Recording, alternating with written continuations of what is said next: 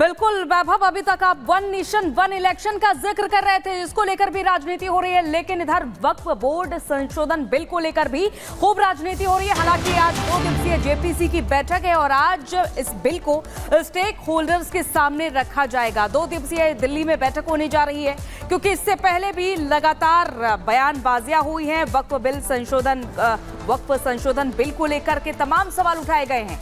हालांकि बार बार इस संशोधन में फर्क भी बताया गया है कि इस संशोधन के आने के बाद से कितने बड़े बदलाव होंगे। कोई भी किसी भी जमीन पर अब हक नहीं जमा पाएगा।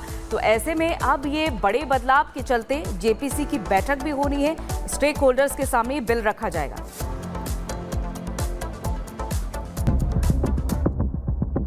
चर्चित वक्फ संशोधन बिल को लेकर आज जेपीसी 2 दिनों की अहम बैठक करने जा रही है।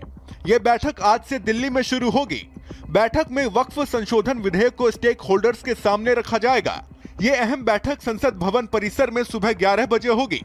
2 दिनों की इस बैठक में पटना के चांसलर प्रोफेसर फैजान मुस्तफा, पसमानदा मुस्लिम समाज के प्रतिनिधि अपनी राय रखेंगे। साथ ही इस बैठक में all India Muslim personal law board के प्रतिनिधि के सुझाव भी सुने जाएंगे। वहीं 20 सितंबर यानी कल बैठक में ऑल इंडिया सज्जा दानशील काउंसिल के प्रतिनिधि भी समिति के सामने अपनी बात रखेंगे।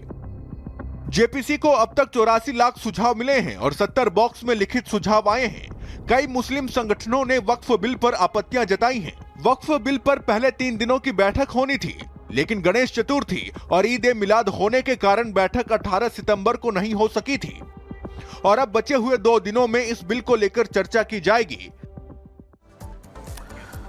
तो इन तमाम चर्चाओं के बीच अब आगे बढ़ेंगे और बात कोलकाता रेप मर्डर कांड से जुड़ी बड़ी खबर की करेंगे। दरअसल डॉक्टरों और सरकार के बीच जो बातचीत दूसरे दौर की हुई वो तकरीबन 2.5 घंटे चली और उस बातचीत का पूरा सार क्या रहा, दरअसल अगर ये हम आपको बताएं तो डॉक्टरों का ये कहना है कि वो प्रदर्शन जारी रखने के लिए मजबूर हैं।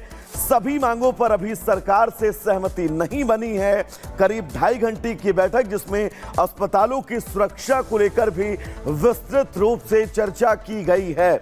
यानी कि कोलकाता रेप मर्डर केस में डॉक्टरों ने प्रदर्शन अभी खत्म ना करने की बात कही है और ममता बनर्जी का जो कहना था कि सभी मांगे लगभग मान ली गई हैं, डॉक्टरों का यह कहना है कि सभी मांगों पर अभी सहमति नहीं बन पाई है और यही वजह है कि डॉक्टर प्रदर्शन जारी रखने को लेकर मजबूर हैं।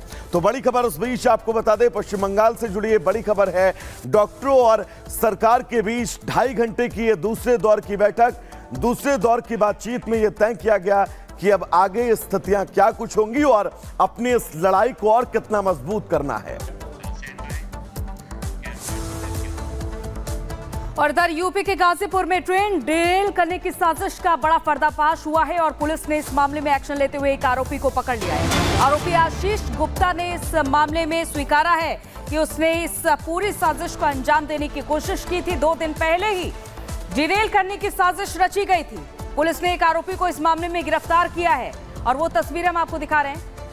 आरोपी को पकड़ा गया है और इससे पहले भी जहां पूरे देश भर में अलग अलग जगहों पर ट्रेन डिरेल करने की कोशिश हुई है, चाहे हम कानपुर की बात कर लें या फिर राजस्थान के अलवर की बात कर लें, और अब ये गाजीपुर का मामला सामने आया। हालांकि यहां पर सावधानी बरतते हुए एक आरोपी को पकड़ लिया गया है और अब इस आरोपी ने इस बात को स्वीकार लिया है कि इसने साजिश रची थी ट्रेन डिरेल करने की।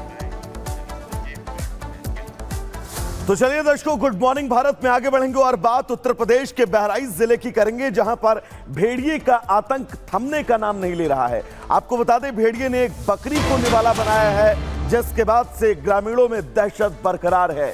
पिछले तकरीबन 3 महीने से बहराइच के तकरीबन 40 गांव जो आदमखोर भेड़िए की दहशत से परेशान हैं, एक बार फिर आदमखोर भेड़िए ने एक बकरी को निवाला बनाया है। रामगांव के मुकेरिया बेहननपुरवा गांव में, जहां पर इस भेड़िए ने एक बकरी को अपना निवाला बनाया है। लगातार छठे आदमखोर भेड़िए की तलाश वन विभाग की टीमें कर रही हैं। जंगलों का, खेतों का चप्पा चप्पा छाना जा रहा है, लेकिन अभी तक छठे आदमखोर भेड़िए को लेकर कोई बहुत बड़ी कामयाबी, कोई बहुत बड़ा क्लू जो है वो वन विभाग को नहीं मिला है।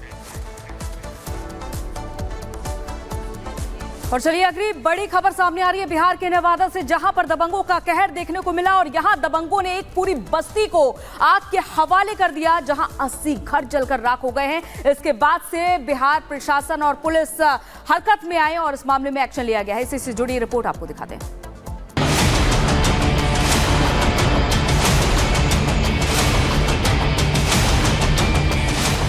धू कर जलते ये मकान और राख होती बस्तियां, या किसी के आशियाने को नहीं जला रही, बल्कि उस सोए हुए सिस्टम को स्वाहा कर रही है, जिस पर आम जनमानस के हक में फैसले लेने की जिम्मेदारी है। यह आग उस व्यवस्था को अपने धुएं में धूमिल कर रही है, जिस पर किसी मजलूम को सुरक्षा का भरोसा देना था। ये तस्वीरें बिहार के नवादा की हैं, जहां दबंगों ने जमकर तांडव किया। पुलिस प्रशासन से बेखौफ मनगढ़ों ने एक दलित बस्ती को आग के हवाले कर दिया। अग्निकांड इतना भीषण कि देखते ही देखते इस आग के गाल में 80 से ज्यादा घर समाते चले गए। गनीमत रही कि आगजनी की इस घटना में कोई जनहानि नहीं हुई।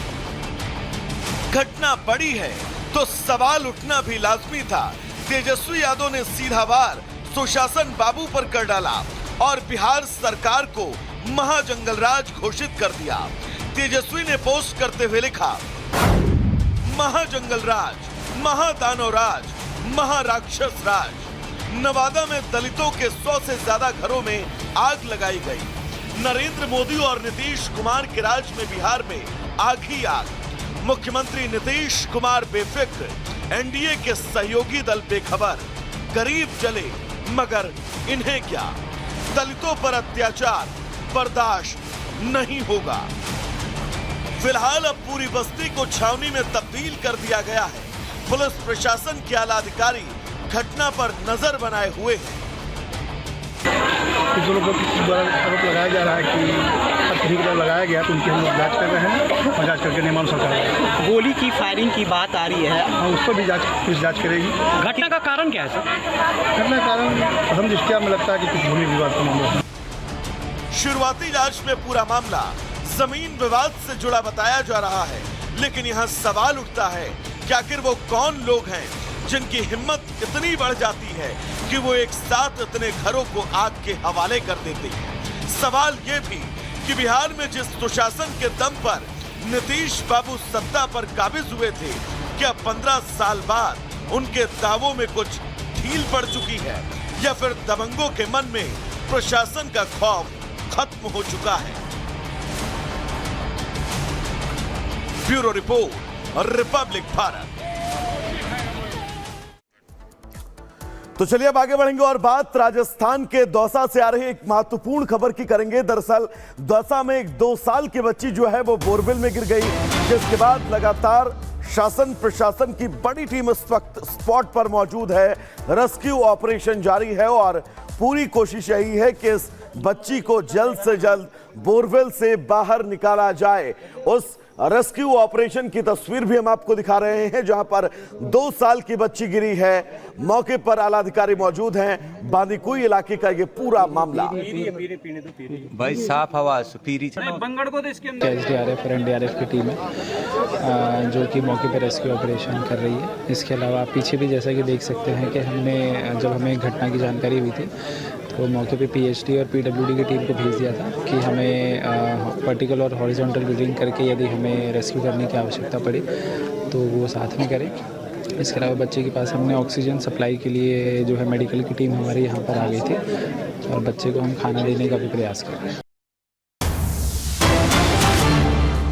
और ये बड़ी खबर सामने आ रही है। दौसा में तेजी से राहत बचाव कार्य जारी है और 30 फीट की खुदाई पूरी कर ली गई है। पाइपलाइन डालने का काम जारी है और 35 फीट की गहराई में बच्ची फंसी हुई है, यानी कि 30 फीट तक खुदाई पूरी कर ली गई है। बच्ची की हालत फिलहाल ठीक बताई जा रही है, लेकिन अब ये राहत बचाव कार्य दौसा में जो ये हादसा हुआ है बोरवेल में बच्ची गिरने के बाद से तेजी से राहत बचाव कार्य जारी। तस्वीर में अब आपको दिखा रहे हैं जहां ये बच्ची 35 फीट गहरी खाई में जा गिरी है और इसके बाद लगातार खुदाई जारी है और 30 फीट ये गुथाई कर ली गई है और पाइप डालने का काम लगातार जारी है। तो इस बच्ची को बचाने का प्रयास किया जा रहा है ताकि समय रहते इस बच्ची को बचाया जा सके। भाई साफ हवा सुपीरी बंगड़ को तो इसके अंदर ही रहना।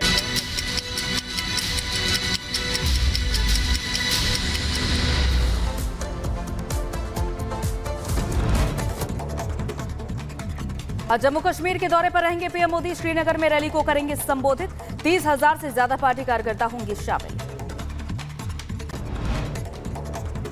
जम्मू के कटरा भी जाएंगे प्रधानमंत्री मोदी। स्पोर्ट्स स्टेडियम में लोगों को करेंगे संबोधित। 21 सितंबर से 23 सितंबर तक अमेरिका दौरे पर रहेंगे पीएम मोदी। क्वाड शिखर सम्मेलन में होंगे शामिल। राष्ट्रपति जो बाइडेन करेंगे बैठक की मेजबानी। प्रधानमंत्री मोदी न्यूयॉर्क में संयुक्त राष्ट्र महासभा को करेंगे संबोधित। यात्रा के दौरान पीएम कई नेताओं से करेंगे द्विपक्षीय बैठक। आज होगी वक्फ बिल पर जेपीसी की बैठक। सुबह 11 बजे संसद भवन में वक्फ बिल पर होगी चर्चा।